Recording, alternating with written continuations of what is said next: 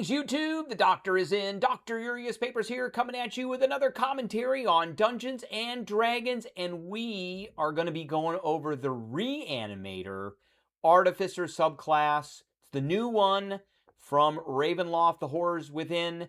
So let's talk about it. I just want to start out by saying I'm not a big fan of the Artificer to begin with. The Artificer's a half caster. They're kind of a half martial character too. Fighters are better at fighting. Barbarians are better at fighting. Paladins are better at fighting. So they're not going to ever be as good as those classes. And wizards, clerics, and sorcerers are better spellcasters than artificers. They're never going to be as good as those either. They're just kind of halfway in between, which does kind of hold them back.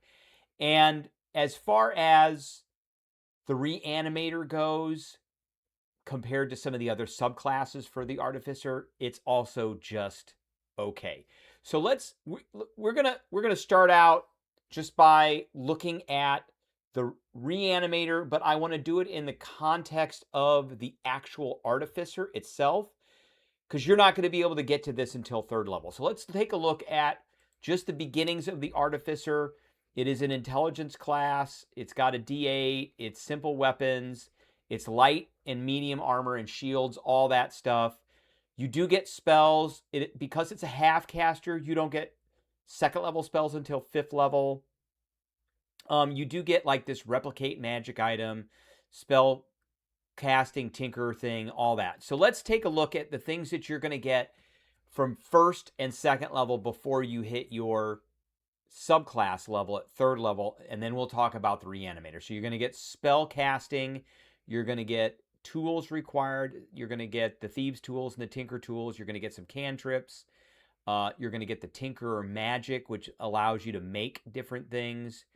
You're going to get the replicate magic item. This is probably one of the more powerful abilities of the Artificer, is this replicate magic item, because there's a whole bunch of good stuff that you can kind of replicate. It's better in games where the game itself is kind of low magic and magic item starved. So it is what it is. And then you're going to get your Artificer subclass. So we're talking about the Reanimator today. The Reanimator defies the laws of nature in pursuit of gruesome experiments. These grim artificers stitch together servants from disparate corpses, use foul magic to strengthen the living, and transform the art of necromancy into a terrifying science. So it's kind of like the mad scientist, the Dr. Frankenstein, that type of thing. That's the vibe they're going for. It is Ravenloft, The Horrors Within. It's a horror themed. That's great. I'm a power gamer, so let's see how it holds up to power game wise. So at level 3, you are going to be able to prepare these spells. Always have the listed spells prepared. So at 3rd level, you're going to get False Life, which is a 1st level spell. You're going to get Spare the Dying, which is a cantrip. So essentially you're getting an extra cantrip. And I don't know why I guess it's just you're just getting an extra cantrip. And then you're getting Witch Bolt. Okay. That's okay. At 5th level, you're getting Blindness, Deafness, Enhance Ability. Enhance Ability is just a meh spell. Blindness, Deafness is pretty good. At 9th level, you're getting Animate Dead and Lightning Bolt. So I imagine that this class is going to come with some zombies and skeletons and things like that. Lightning Bolt's pretty good, but that's not till 9th level. 13th level, you're getting Blight and Death Ward. And at 17th level, you're getting Anti-Life Shell and Raise Dead. And again, Artificers are kind of like, they have just a dash of clerics in them. It's not great. It's a little bit. So the big thing that we're getting is the Reanimator skill set. You get Jolt to Life. This is pretty cool. It's not a bad ability, but it's not a great ability. So when you cast Spare the Dying, you can modify the spell so that it sends a jolt of electricity through the target, reviving it. Kind of like reviving the Frankenstein's monster. The target regains a number of hit points equal to your Artificer level. And at this level, it's 3 points. And each creature of your choice in a 10-foot emanation originating from the target must make a dexterity saving throw against your spell DC, taking 2d4 lightning damage on a failed save, or half as much on a successful one. That is minuscule amounts of damage. So 2d4 is 5 points, or 2 points on a successful save on average. And then you can modify the spell a number of times equal to your intelligence modifier, which eventually should be +5. And you regain all expended uses on a long rest. I wish this was a short rest. This doesn't seem right.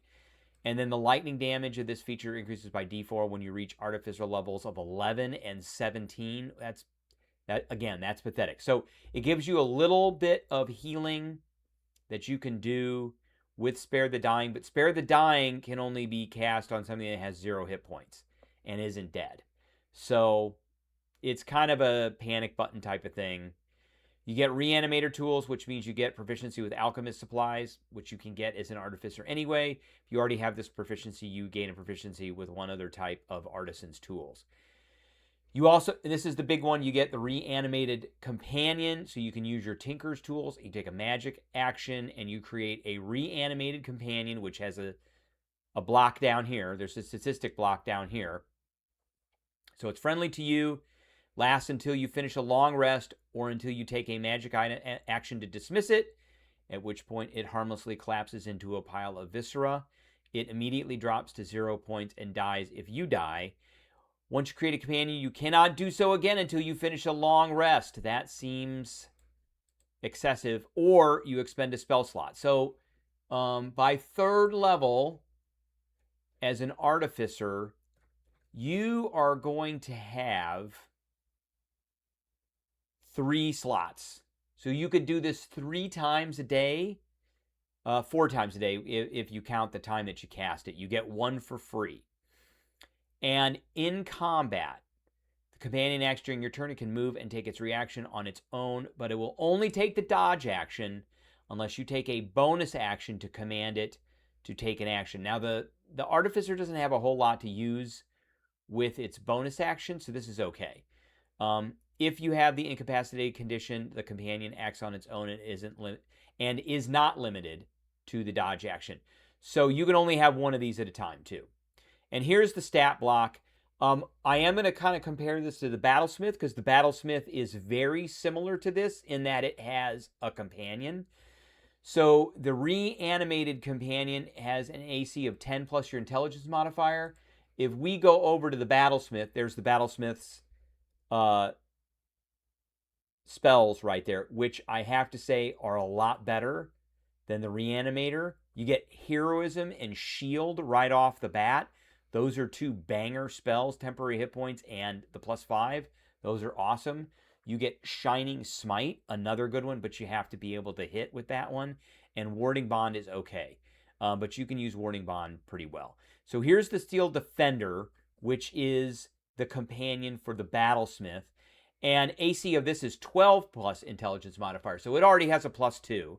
Hit points are 5 plus 5 times your Artificer level. The Steel Defender is the same. Steel Defender has a speed of 40 feet. This has a speed of 30 feet. It's an 11, 10, 16. This is a 14, 12, 14.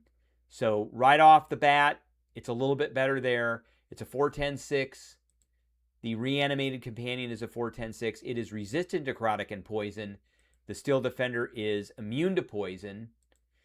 And it is immune to lightning. So that's the difference, is this one's immune to lightning, whereas the Steel Defender does not have lightning at all. It is immune to charm, exhaustion, and poison. This one has blind sight. So this is like the first part of this that's really good. So it has blind sight. So it's going to be able to see pretty much all invisible creatures. The Steel Defender has dark vision. So that's a big difference. And then this creature has Death Burst, so the companion explodes when it dies.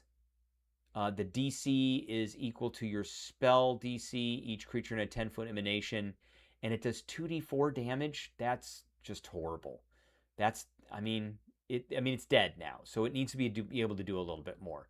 It does have this. This is pretty good. Lightning Absorption. Whenever the companion is subject to lightning damage, it regains a number of hit points equal to the lightning damage dealt. Now, I don't think that there are any cantrips that do lightning damage, but let's take a look. So here they are, and I take that back. So we've got Lightning Lure, we've got Shocking Grasp, and Sorcerous Burst. Lightning Lure is an Artificer spell, so essentially here we've got the guy here. Essentially, you could use Lightning Lure to heal this guy right back up to full an infinite number of times. I mean, that's easy kind of out of combat type stuff. So whenever the companion is subject to lightning damage, it regains a number of hit points equal to the lightning damage dealt.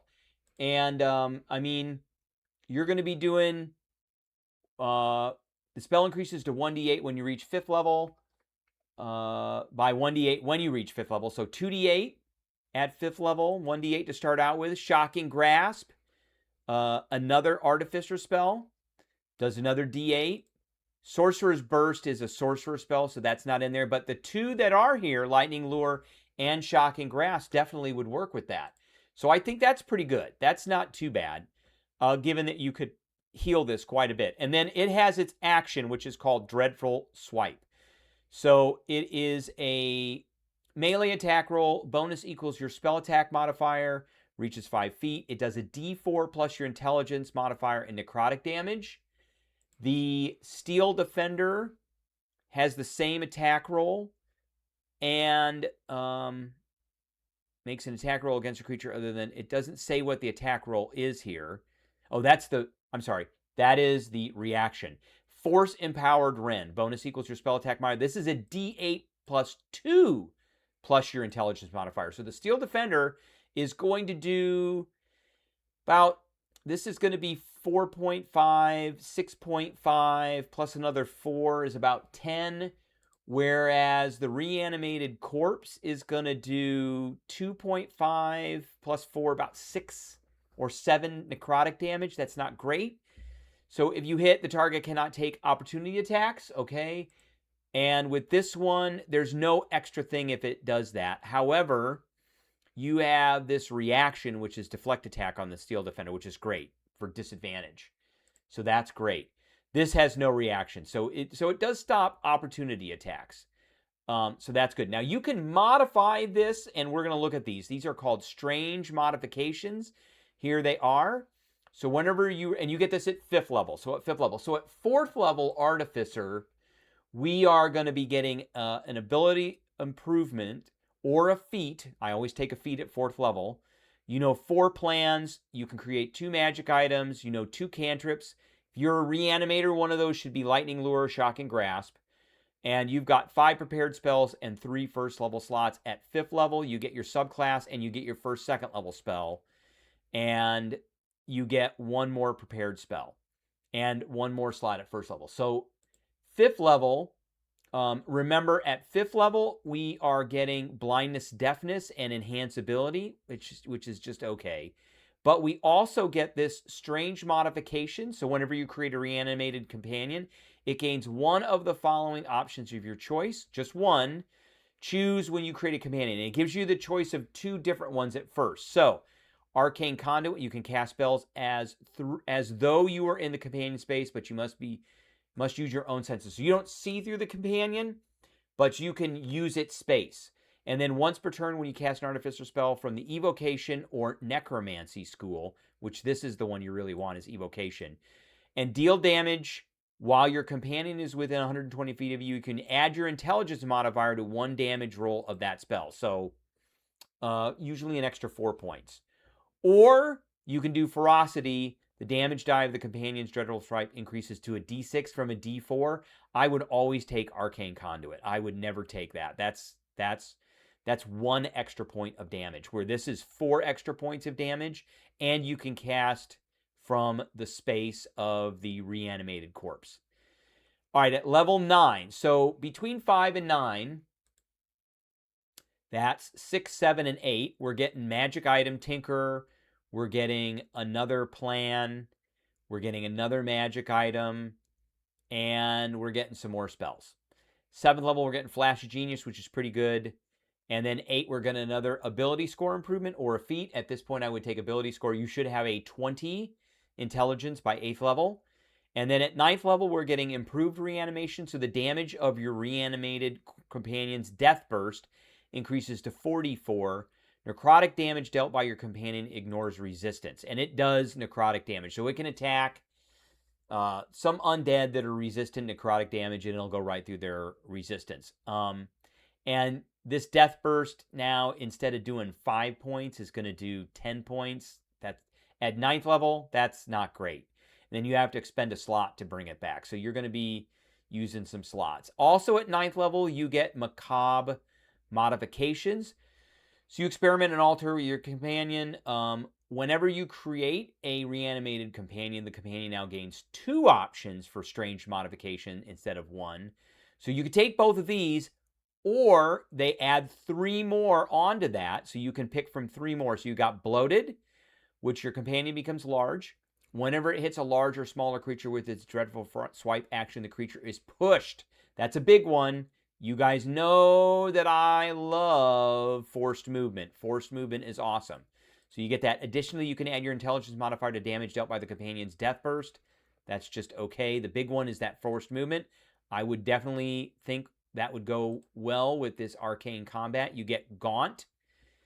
So companion speed increases to 45 feet, and it gains a climb speed equal to its speed. It can climb difficult surfaces, including ceilings, without needing to make an ability check. In addition, whenever a creature of your choice starts within 10 feet, within a 10-foot emanation originating from your companion, the creature must succeed on a wisdom saving throw or have the frightened condition. That is pretty nasty. I would probably take this, or I would take bloated and gaunt. But Arcane Conduit with either one of these is pretty good. And lastly, you get Moist. The companion gains a swim speed, and it can move through a space as narrow as 1 inch without expending extra movement. In addition, whenever a companion is hit by an attack roll from a creature within 10 feet of itself, the attacker takes acid damage equal to your intelligence modifier.